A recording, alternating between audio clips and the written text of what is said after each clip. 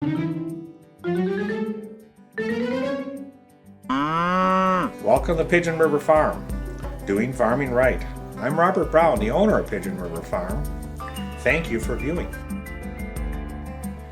Well, welcome back to the Bob and Al Show, Pigeon River Farm, making small farmer and gardeners better. That's our purpose, Bob. That's our purpose, exactly. And- I've been at it a lot of years, and it's something I really believe strongly in. And you're good at it. Yeah, it takes. The last show went so well, we got some calls on what to do tonight. Yes, And exactly. You have how many videos now in your repertoire? Oh, and like 150 in there of all different types. There's really a treasure trove of great information. Everything that I've recorded, I had the honor to go to different events and record stuff that I've produced myself of all different things. Educational, technical training. Try to get a wide array based on my knowledge. Right. You've got the technology of big ag, and you've brought it into small ag. I Small grew up in it, farms. so yes, I have. I had the experience. I've kind of lived on both sides of the fence. Which is going to be metaphorically perfect for speaking. this subject, because tonight's subject is to be GMO or not to be GMO, and specifically soybeans. Right. And that's the question. What does a small farmer or a small gardener do? Do you trust the science on that? Do you know that out of worldwide consumption of soybean, only 6% of the world's population actually eats it? Yep. I'm coming from the old school that it's hard to digest, and I still believe that. It is actually quite a problem for animals to digest. That's why it has to be baked or cooked or basically processed at very high temperatures to break it down. Otherwise, Right. it can actually be hazardous to animals. Poisonous. Yes, that's the craziest thing. So the old saying that's very true is you're not what you eat, you're what you digest or assimilate. Assimilate, And exactly. systemically, like poisons go into the plant and then we eat the poisons. That's correct. And for people who disagree with this, it's okay to disagree, Right. but common sense, if a rat eats the poison and dies, and the bird or the cat eats the rat, it dies. Exactly. So if I'm eating over poisoned food, and then where's the happy limit? Because Well, I understand. the key is a cumulative. What I see with our food supply is we actually have incredibly safe food supply. So if there's a worry about our food supply, it is not that. It's like what RFK talks about in a lot of his talks is we have an overall health related problem from a dietary situation. It's in our animals, it's in people, it's everywhere around us. But it isn't that any one given food. I can give you a meal of anything from any fast food restaurant. It's going to be very safe, be very nutritious, and you'll be fine for the day. Well, then how come my stomach burps and I Because get you've bloating? been cleaned up. Right. You've been cleaned up. Right. If you were not cleaned up, if you had not gone down, Right. I have the same thing. It's almost impossible for me. Can I share a story on that? Sure. It's so true, scientifically proven. Two men go out to eat. One eats the fish that was raw with salmonella. Yeah. And the other guy ate it too. They both laughed, went home. One got deathly sick and threw up and was sick all night. The other one didn't get sick, but in the morning he was dead. So the one's body that reacted to those poisons and got rid of them lived. That's a very interesting story, and in some respects, that's what we're seeing. So everything, it's our farming methods, and it isn't really the farmer to blame. They're all part of it, but we have this big ag that's been supported by. Really, our federal government has been really the controller of our food source since the Dust Bowl. And so all these farm programs that have been implemented have slowly allowed these mega corporations to form. They weren't once there. They formed and grew, and then they started looking at profit. So profit became king, and that profit is important. I'm not an anti-capitalist by any stretch of imagination. But what they were doing is they're now focusing more and more. A little anecdotal statement here. I was at a class some years ago on conventional farming. I'm not bashful to go to them. I'm respectful to others' ways of doing things. And Correct. so there again, I'm not anti-technology. I'm actually pro-technology. Yeah. But it was interesting. I mentioned this thing. It was all about chemical fertilizers. And then I talked about micronutrients. And I was actually nicely, it was all in jest, but I was ridiculed because why would I spend all that money on all the micronutrients when you don't make $1 more. You actually may make less money because the uniformity of the Cost more. plant. Yeah, so I'm putting all this additional dollars in, but the co-op that buys your corn in this area in October is not going to pay you 1 penny more. And if it's not uniform, perfectly uniform, they're going to actually dock you. That's why the show's tagline and purpose is making the small farmer and gardener better. Yes. Because you can actually, you're not doing it for profit. You're doing it to feed your family. Exactly, and I think that's what we need to step down. If we Yeah. could measure, and I do have a couple YouTube videos that actually from some brilliant people talk about this, how they put science to actually measuring the nutrient value of food. Well, speaking of YouTube, let's watch this Yeah, video. okay. It's only 4 minutes long. Right. Repurposing this video, and we're gonna stop and critique it as we go. So let's watch Let's the let her video. go. Good evening. In tonight's episode, we're going to discuss soy that's utilized for cattle feed. Soy has been utilized to fatten up cattle or increase milk production for quite some time. And I'm kind of have a real difference of opinion on that than the Now, main that's your trade- field. No, I got here, and then across industry. is the farmer. chemical My farmer. concern is the sheer amount of genetically modified soybean that's out there. Approximately 93% of all the soybean grown in the United States is genetically modified. 93%. When you think about the Yeah, and dynamics where that behind- becomes an issue is from the animal feed perspective and the people food perspective. And then what about the runoff from the animal digestive That's system? a whole other story. Oh my yeah, I mean, I gosh. could go down. They actually, we'll stay on focus here. Yes. And mainly, what we're dealing with here is, I'll say my little stand up front here. I'm not anti-GMO, and everybody's going to be shocked. Can you explain to the layperson Yeah. what is GMO? Okay, well, the genetically modified organisms. So what they're doing is they've done gene splicing. There's different technologies that have developed from the original design, where it's relatively complicated, where they would put in a cold weather cod gene into a tomato, so the tomato could be able to be stored at low temperatures. To a lot of hybriding, where they take instead of doing a conventional hybrid model where you use the F1 model and so on, they're just simply taking a gene out of a similar crop or sister crop and they're modifying it within, and then now we got the CRISPR technology that's cheaper, simpler to do. And the science itself, I think most everybody knows about the science. Really, the key is what is the outcome? Mainly the reason the genetic modification has been done is so you can use for weed and insect control. So weeds, you're going to use glyphosate, you're going to use Roundup. And spray that on the field once you... Okay, I Yeah. gotta interrupt here. Yeah. And I don't know where this is gonna go, Yeah. but I'm passionate coming from my background of natural. Yeah. And I too love science. But being lied to so much, for example, Vioxx, have you ever heard of Vioxx? Yes. Yeah. Vioxx was a drug, FDA cleared, and I sold medical sales for 30 years. I'm very familiar with that, many situations like that. And I'm going to make a point because it's the same with GMO and information. Okay, so Vioxx was FDA cleared in 1999. By 2004, they took it off the market because statistically proven it killed 38,000 men. So that's easy, well, not easy, no, I don't say easy, but that is very definitive. What happens with the genetic modification, it's slow motion. It has long-term effects, and part of it's accumulative. As an example that I have heard, now I'm just passing on what I've heard, if you used Roundup by the label standard, did everything correct, so you planted your genetically modified genes, soybeans, and you ended up using the glyphosate as recommended on land, say you just took the land out of organic and you put it on there, the health risk would be relatively small. But you got to realize we've been using this since the 90s, and it builds up. I've 3 talked to- times a day, twice a day. yeah, I've actually have a family member who now is retired but was a master chemist, and I asked them a lot of questions, and it's the old classic solution of pollution is dilution, and what we have in our fields is we're toxifying them. So we've got 90s, 2000s, 10s, 20s. I mean, oh my gosh, look where we're at. How many years into the future we are, and we're still putting it down, and we're never giving it a break.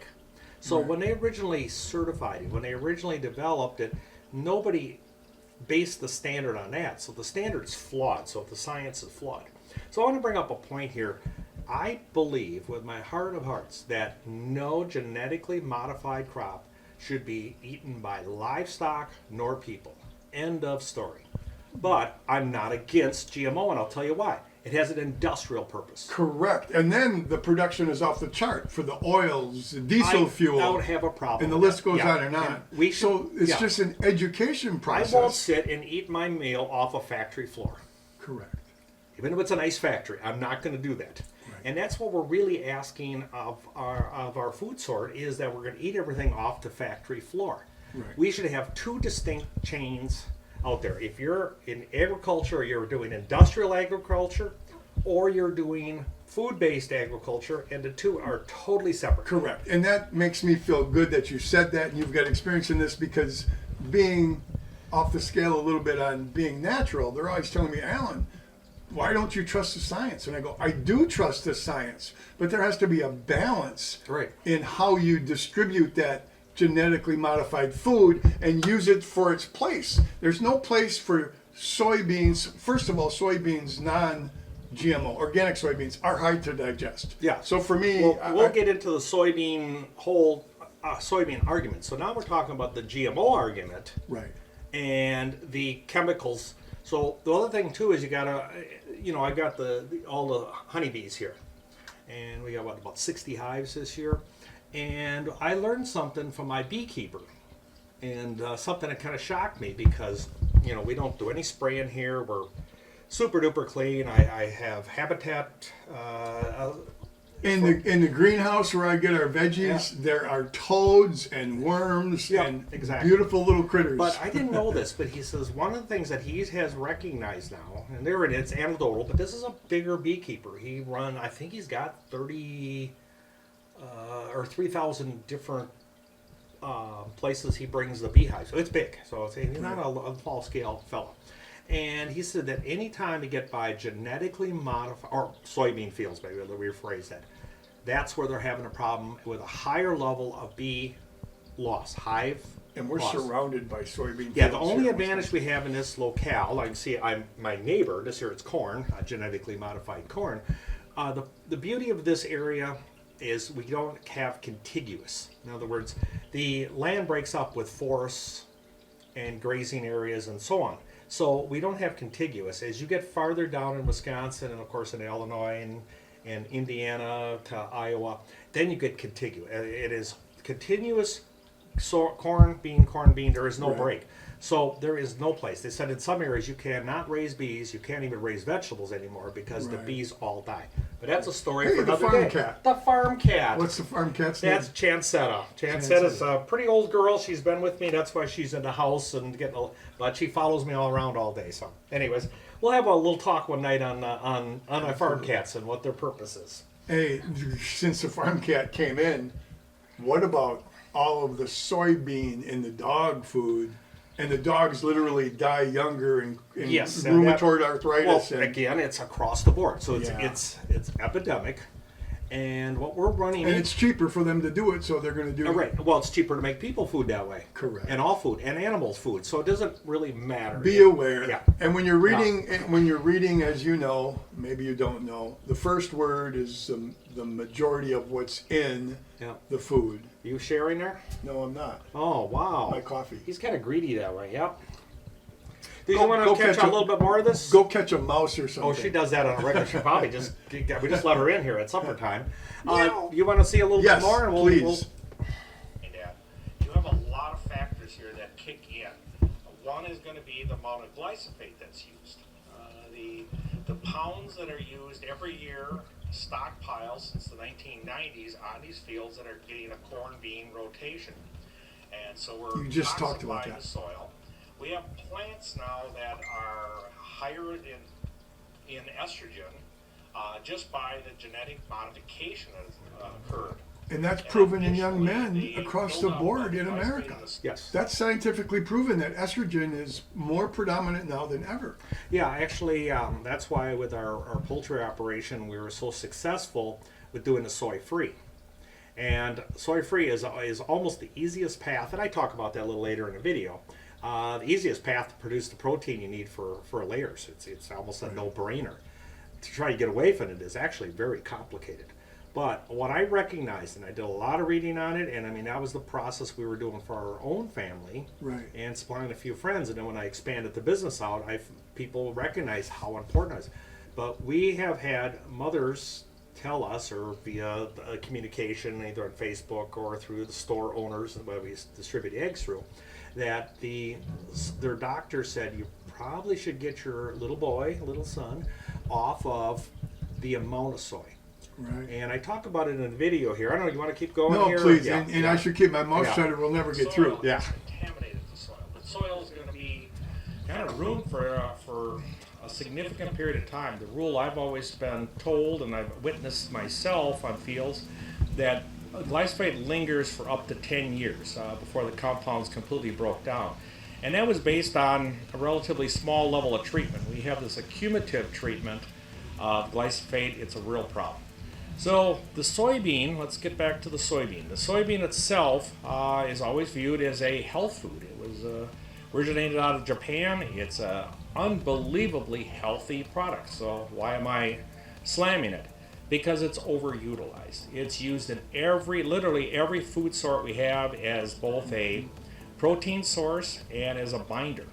And when you take your chart and give this to ruminant animals, to cattle that have multiple stomachs, that were never intended to eat grains, let alone put on a high protein diet like soybean. The soybean being up to 40% protein per volume. It's incredibly the most efficient, one of the most efficient crops out there with protein. But the cattle don't need that level of protein unless you want to artificially get them to grow.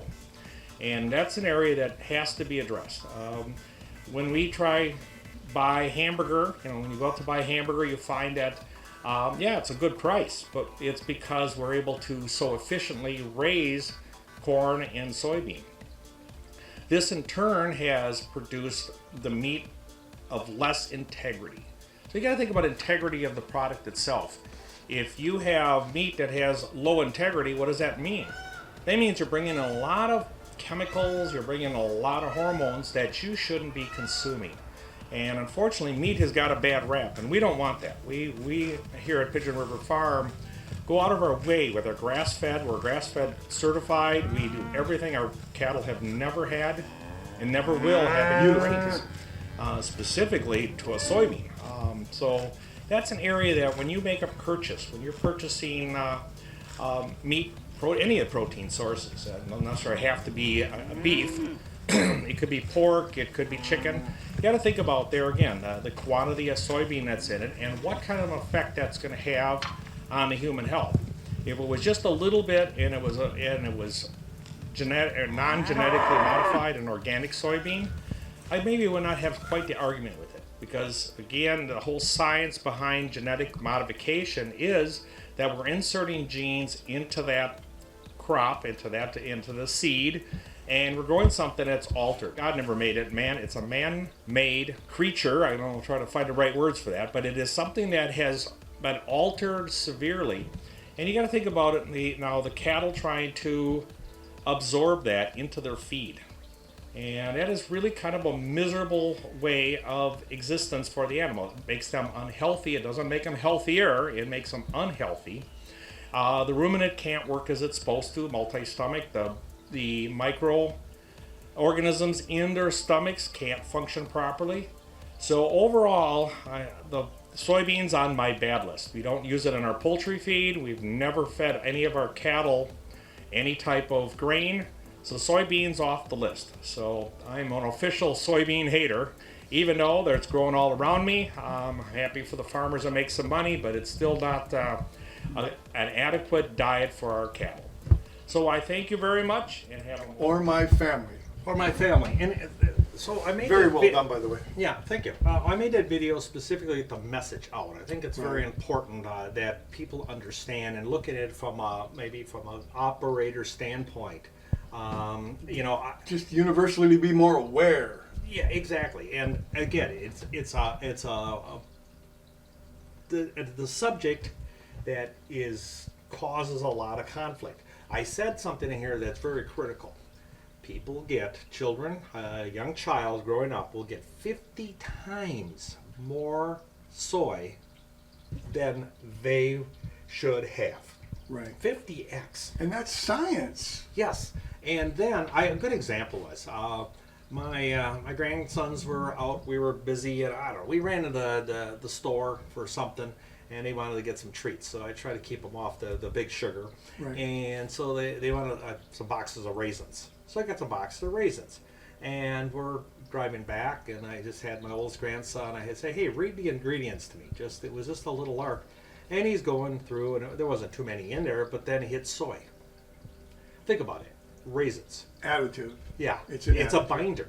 So basically, it's a glue in a sense. It is an incredible industrial compound, and it's an incredible food compound, and it's so inexpensive because we're so efficient. Soybean used to be. I tried raising organic soybean for some years, but I had to cultivate it, deal with the weeds, and I didn't have any spray options because I'm not going to do that. I used all the biological fertilizers on it, and I could barely get maybe 15 bushel per acre, and a lot of weeds that came with it. And we're seeing 40, 50 bushel per acre locally in this far north. And it's produced in such scale, and it's produced so effectively. And I'm going to go back to a statement I said in kind of the beginning. Since 1930s, the government has been tampering in the ag market. There's no free market. There's other industries that are still very free, but farming is not one. And what we have is the government makes winners and losers, and big soy and big corn are the winners, and so all the crop insurance. So you want to have if you have a failure of your soybean, you're reimbursed literally 100%. Or darn Really? close. Sorry, I should be careful. Very high reimbursement. And that does change. Yes. Yeah.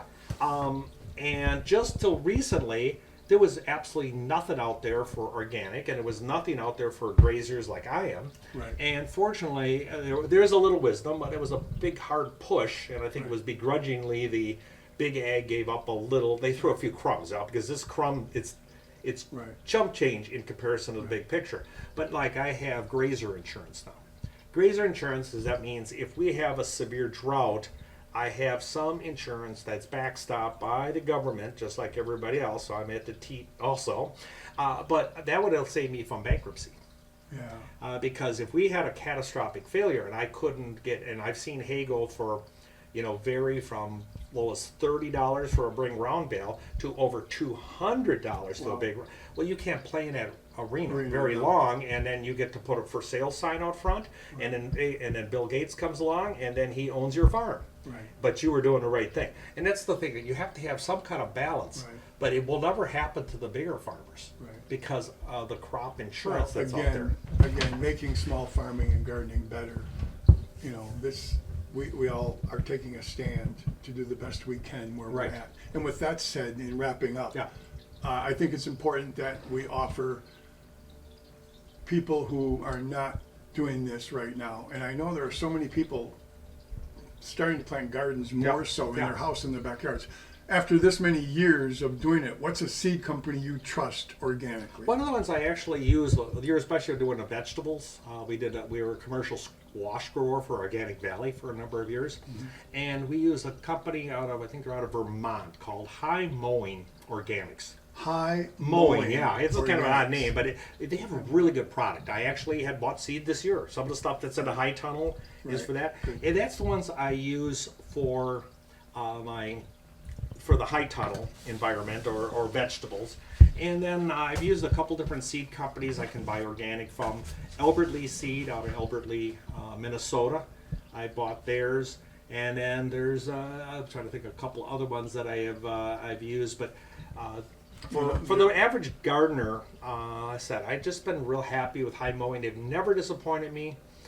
Their product has been good, and I'm on a lot of years, so I've been probably since a lot of years relative Because term. seeds are that important. It's life. In fact, I don't know, I forget where it is, but there's a seed bank out west in the side of a mountain, locked, sealed up with every seed we have as man. Yeah.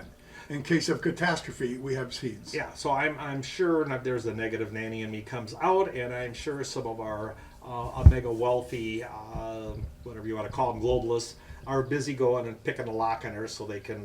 That's my negative, because it seems like what all I ever see is. Well, I we kept going a little- remember my grandpa teaching me how from the garden to let everything stay in seed, and then we collected our own seeds and reused them. Right, exactly. So, okay. You said you had a poem, so let Well, me. I Nothing always special I'm, to say. I'm the guy. You're the technician, and I bring in the nostalgia. I can't help it. Okay. I think because you kept farming, and I stopped farming when I was 17, 18. Yeah, okay. And then you've traveled around, I traveled the world. But in retiring, coming back to Wisconsin, I just forgot how good it was.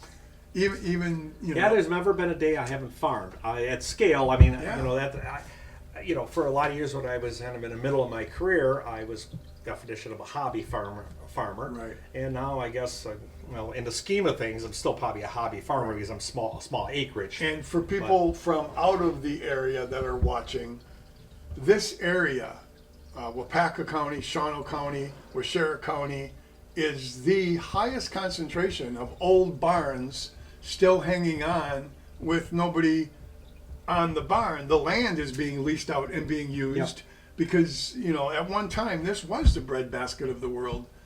Potato, Yeah. From and potatoes to dairy to every. I mean, we Yeah. were really established. Right, and it was the small farmer who had 12 cows. Yes. And all those little barns are still around, empty and vanishing. Yeah.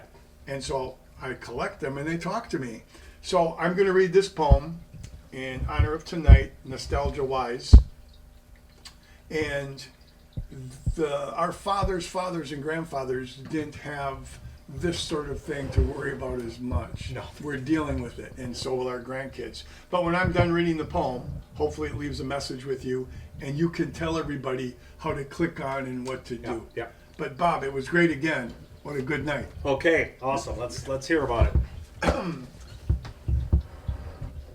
The stillness of the old farm was amplified by the cold weather sky. Where do all the memories go when the old farm dies? Buildings, machineries, sheds, and equipment of every kind slowly grind, unwind, and deteriorate out of mind. Animals long gone, people too, empty buildings left behind. They all give me chill bumps from my head to my shoes. Then a stillness of peace shivers through me. How divine! For the memory of every living being and equipment too was registered right here in innate history annuals of how we lived and what we pass on to generation after generation, now amplified by the cold weather sky, the stillness of the old farm. Ask me one question: to GMO or not GMO? Very good. Okay. Well, make sure you subscribe and comment. And I thank you very much. And have the most wonderful evening.